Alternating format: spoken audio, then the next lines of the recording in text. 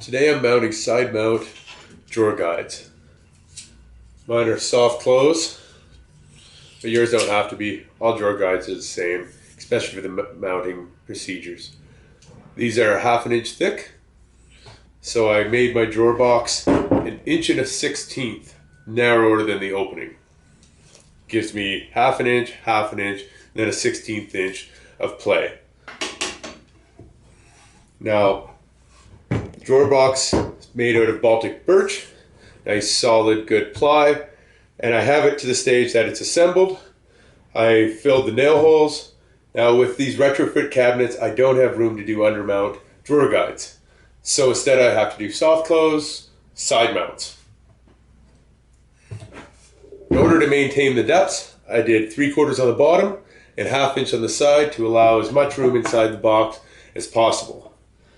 I use an 18 gauge narrow crown stapler, and I stapled it every couple of inches the whole way around.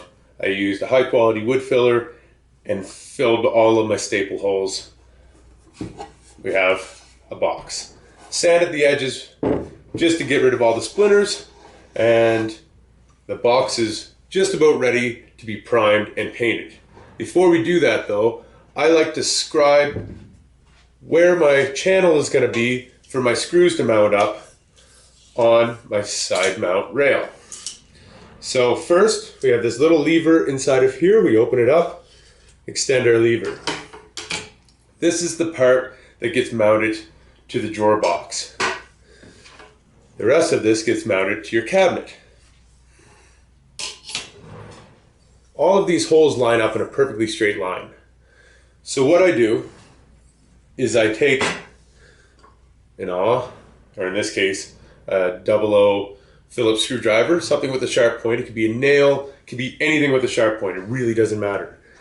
And then I scratch a line in the side of my box so that the screws will always line up to that line. Then you can paint, and you'll still have that little divot even after paint that you can then mount your rails, and you'll know where to place them without having to put a tape measure, without having to put a square, anything on your nicely freshly painted box. All you have to do is mount this right on the line, set it 1/8 of an inch back from the front, and put your screws in. Now, a lot of people mount their rails at a different heights on their boxes. A lot of people like the middle. For myself, I find coming 2 inches up off the bottom works the best. You're close to where it's solidly nailed in, but mostly because my square is 2 inches wide.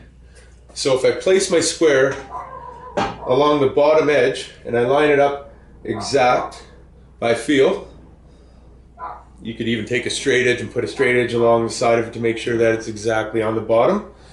And then I take my awl or sharp pointy thing, and I just scratch a nice line into there. Because again, it's going to get filled with a little bit of paint, and you'll never see that line because your rail is going to be mounted on it. Now you'll always have your rail mounted parallel to the bottom, so you won't get any jams or binds when you're trying to install these.